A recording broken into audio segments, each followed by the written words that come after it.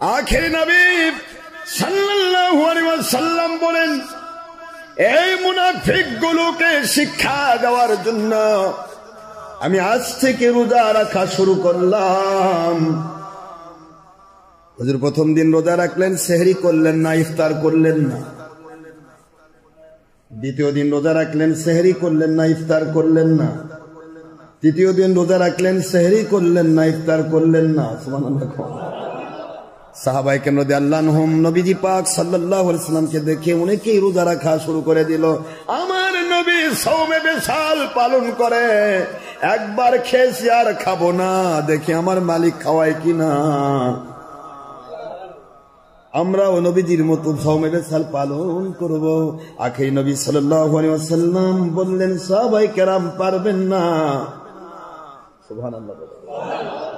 আপনারা পারবেন না, খবরদার সওমে বিশাল আপনারা করবেন না। কেন করবেন না তা বলে দিচ্ছি।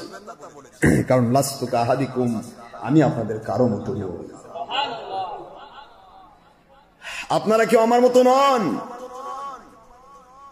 আপনারা কেউ আমার মতো নন, আমি আপনাদের মতো নই।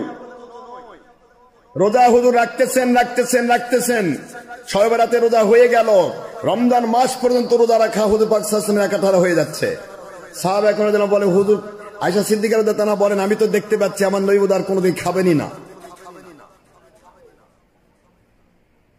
আর আমার দেশের হুজুরা ওয়াজ করে, নবী ক্ষুধার তাড়নায় কাতর হয়ে, কি যে কাতর, পেটের ব্যথায় হয়রান হয়ে গেছে। এগুলা ওয়াজ থেকে যে বের করছে এটা আমি জানি না। ক্ষুধার তাড়নায় পেটে পাথর বাঁধছে। আমার নবী পাথর বেঁধে, পাথর বাঁধার প্রশ্নটা এসেছে এখানে কারণ আছে। ওই দিন ছিল খন্দকের যুদ্ধ। খন্দক খুঁড়তে গিয়ে পেট যখন ঢিল থাকে তখন পেটটা কি করে? খন্দক খুঁড়তে গিয়ে মাটি টানা, মাটি কাটা, মাটি ইয়া করা, পেটটা কি খন্দকে থাকলে কি হয়? একটু লেগে থাকে না, ডিস্টার্ব হয়। এই ডিস্টার্বনেসটা বন্ধ করার জন্য পাথর বাঁধা ছিল। সুবহানাল্লাহ বলেন।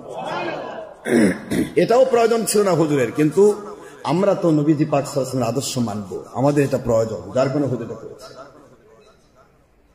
আখের নবী সাল্লাল্লাহু আলাইহি ওয়াসাল্লাম রোজা রাখছেন। রমজানের আগের দিনে সে হুজুর বলতেছেন, যদি সামনে রমজান না আসতো তাহলে আমি একাধারে রোজা রাখতে থাকতাম, মাঝখানে ভাঙতাম না। কিন্তু রোজার ভিতরে সেহরি খাওয়াও সুন্নাত, ইফতার করাও বরকত। দুইটা বরকত আমি নষ্ট করি কি করে? সুবহানাল্লাহ বলবেন না মুসলমান? তাসাহারু ফাইন্না ফিস সিহরি বারাকাত। তোমরা সেহরি গ্রহণ করো, কারণ এর ভিতরে রয়েছে বরকত। বান্দা যখন সেহরি খায়, ওর প্রত্যেকটি লোকমার বিনিময়ে সদকায়ে জারিয়ার সওয়াব পায়। হুজুরে বলেন না সুবহানাল্লাহ। এই জন্য হুজুর একাধারে রোজা রাখতে থাকলেন।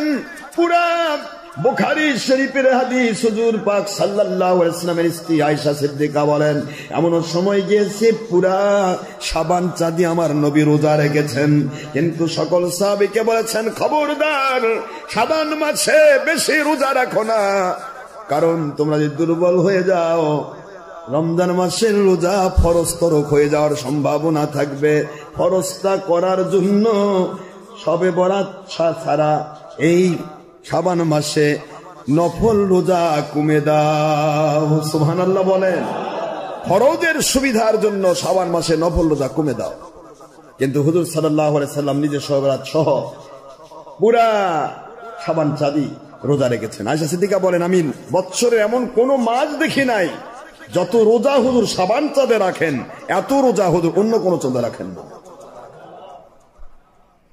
কিন্তু আমাদেরকে বললেন যে রমজান মাস শাবান মাসে বেশি নফল রেখো না, শুধু আয়াবে যে তিনটার মধ্যে তো শবে বরাত পড়ে যাচ্ছে, কথা বলছেন না কেন?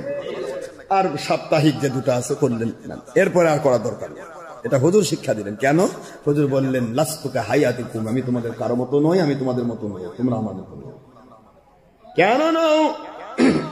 আমি যদি একাধারে না খাই গো সাহাবীগণ, আমার মালিক ফেরেশতাদেরকে যেমন কুদরতি খাবার দিয়ে বেঁচে রেখেছেন, খাইতে হয় না, পেশাব হয় না, পায়খানা হয় না, আমার মালিক খনিক রব আমাকে জান্নাত থেকে আমার ভিতরে খাবার পৌঁছায়া দেয়।